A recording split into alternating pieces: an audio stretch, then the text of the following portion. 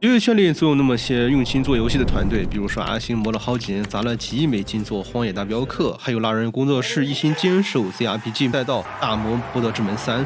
他们为了做出好游戏付出了太多心血，最终也收获了配得上这份付出的成绩。他们的成功虽说多少沾点运气，但绝对不是凭空得来的。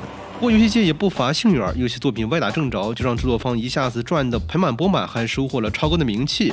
北京市民来判定那些做着玩却意外爆火的10款可以改变游戏史的神级消遣作品。2022年，全球互联网被一种神秘的绿色和黄色方块攻陷，从推特到朋友圈，所有人都在晒这5个字母猜词游戏的成绩。但你知道吗？这本来只是一个程序员给女朋友做的爱情礼物。乔什·沃德尔是 Reddit 的前工程师，他的伴侣帕拉克是个填字游戏狂魔。2021年疫情期间，为了打发隔离时光，沃德尔花费了几周时间做了这个小网页的游戏。游戏的名沃德尔就是玩他的姓氏沃德尔的谐音梗。最初这款游戏只有90个玩家，全都是他们的家人朋友。但沃德尔随后加了一个新的功能，表情符号分享成绩，就是这个功能让游戏病毒式的传播。2022年1月，日活跃用户突破200万，纽约时报以7位数美元的价格将其收购。非常讽刺的是，沃德尔之前每个月都要自掏腰包100美元来支付服务器的费用，只为了让玩家能够免费玩到这款游戏。难道是爱情的力量加社交分享就能得到病毒传播式的游戏吗？2022年，一款画面看起来像20年前 Flash 游戏的作品霸占了 Steam 的榜单，售价只要3美元，却卖出了超过1000万份。开发者卢卡·加兰特是一位在爱尔兰生活的意大利程序员，他白天在做一些老虎机相关的游戏开发，晚上回家就想做点纯粹好玩的东西。整个游戏的开发成本只花了他1500美元，主要用来购买音效素材和外包设计。整个代码都是他自己写的，创作灵感来自于《恶魔城》和《魔法生存》的手游。游戏的机制简单到离谱，角色自动攻击，玩家只需要匆匆走位就可以了。但就是这种割草式的爽感，搭配肉鸽的成长体系，让人玩起来根本停不下来。加兰特后来辞职全职开发这款游戏，还招了前同事组建了专属的团队。就这样一个副业开发的小项目，就这样变成了可以定义类吸血幸存者这样游戏品类的开山之作。原来1500美元的成本就能铸造1000万销量神话。2015年，亚马逊的2位前员工凯西和安东尼辞职了，他们离开了大厂，不是为了做一些3A 大作，而是想做一个卡牌加类肉鸽的实验性游戏。在华盛顿州的一个小车库里，他们开启了这场做着玩的创作历程。没有投资人，没有发行商，支撑他们的只有对桌游和地牢冒险的热爱。这款游戏在 Steam 平台抢先体验版上线了2年，一直默默无闻。直到2019年正式发售，它突然引爆了牌组构建类肉鸽这个全新的游戏品类，销量突破150万份，还直接催生了一大批同类型的模仿作品，怪物火车、奇亚之地、骰子地下城等等。2024年，他们正式公布了《杀戮剑塔2》。2个大厂离职员工的副业实验，就这样定义了未来10年的独立游戏潮流。看来传统的老路还是挺靠谱的，大厂离职，再到车库创业，再到品类开创者，看起来老路子还是成功率挺高的。2017年，一位主业为摄影师兼做网页设计的爱尔兰人改变了整个世界游戏的历史。布兰格林，网名是未知玩家。当时他住在巴西，离异而且身无分文，没有正式工作，他只是武装突袭2的游戏模组爱好者。因为喜欢电影《大逃杀》的核心设定，就萌生出了创作想法。他花了整整1年的时间，在卧室里独立写出了《大逃杀》这个游戏的模组。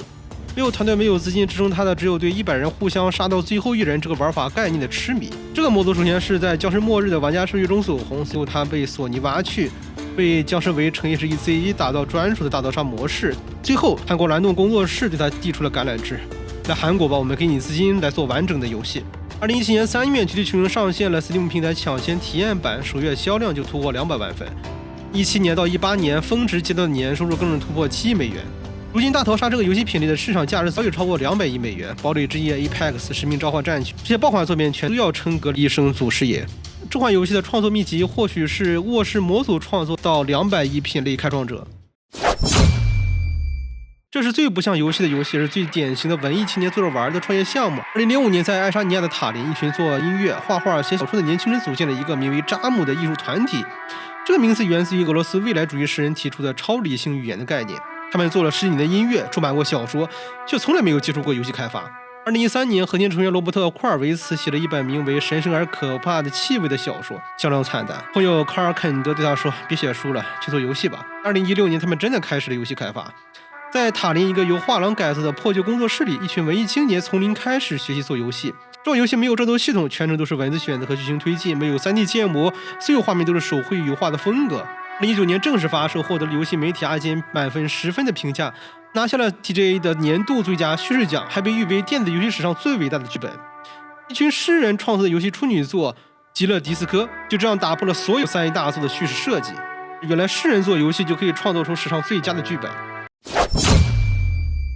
2013年，在越南河内，28岁的程序员阮哈东在周末花了3天时间就写出了这款小游戏。说到灵感来自于他小时候玩的乒乓球游戏。游戏的美术是怎么做出来的呢？是他自己画的像素图，游戏音效也是他自己搭配的。阮哈东最初的目标仅仅是想靠这款游戏每个月赚几美元的广告费就足够了。由于上线后的8个月几乎没有人下载，直到2014年的1月，突然毫无征兆地开启了病毒式的传播。2014年2月，这款游戏为他带来了月收入超过5万美元，还登顶了全球 App Store 和谷歌 Play 的下载榜。各大电视台争相报道，甚至连美国的议员都在玩这款游戏。但阮哈东并没有为这份成功庆祝。他说：“这款游戏太容易让人上瘾了。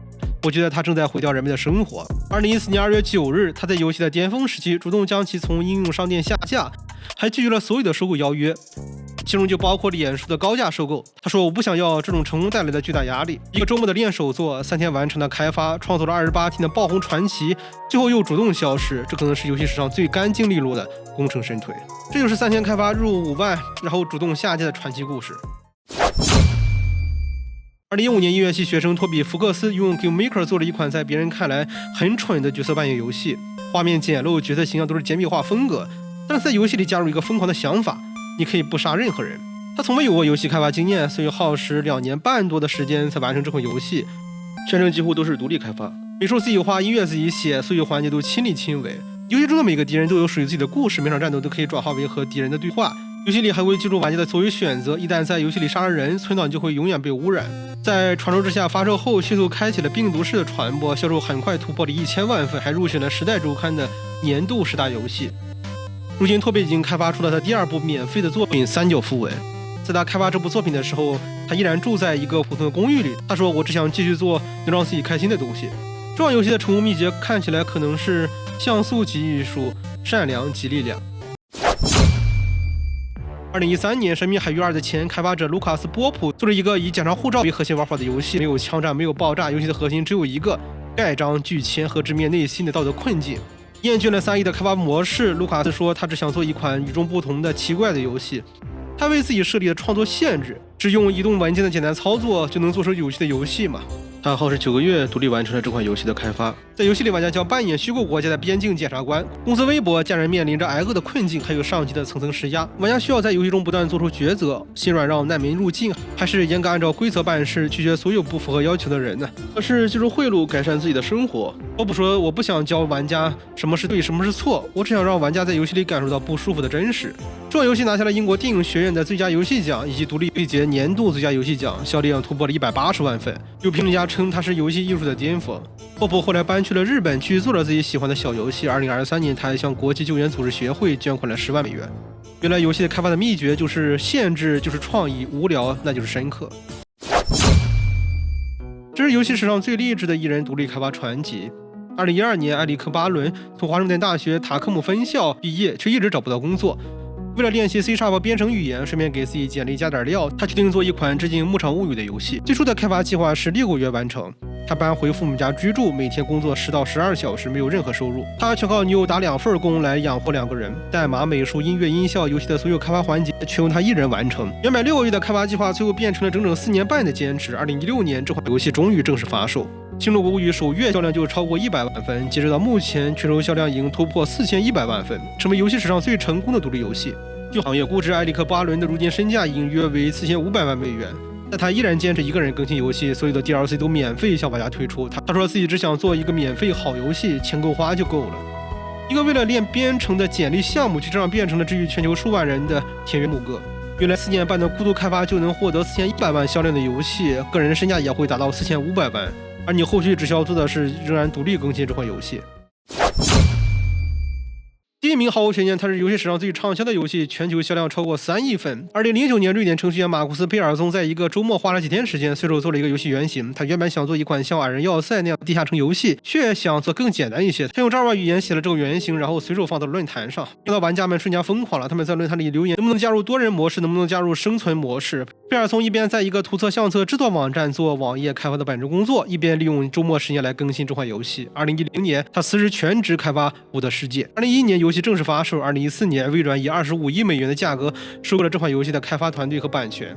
从一个周末完成的 Java 小程序到价值250亿美元的超级 IP， 它催生了无数的模仿作品，改变了整个游戏在教育、游戏直播甚至游戏文化的发展方向。有时候改变世界只需要一个周末的心血和一颗不想上班的初心。原来开发游戏的秘诀就是在周末开发一款 Java 小程序，你就能获得25亿美元的收购以及改变世界的方法。以上10个创业小故事，他们最开始都只是创业者做着玩的小项目，为了爱情，为了练手，为了打发时间，或者是为了证明自己的一个小想法。但这种无目的性的创作让他们保持游戏最纯粹的乐趣，没有 KPI， 没有 ROI， 没有精准的用户画像，只有创作者真心觉得这好玩的初心。所以如果你也有一个做着玩的小项目，不要放弃，下一个改变游戏历史的可能就是你周末随手写的那个小程序。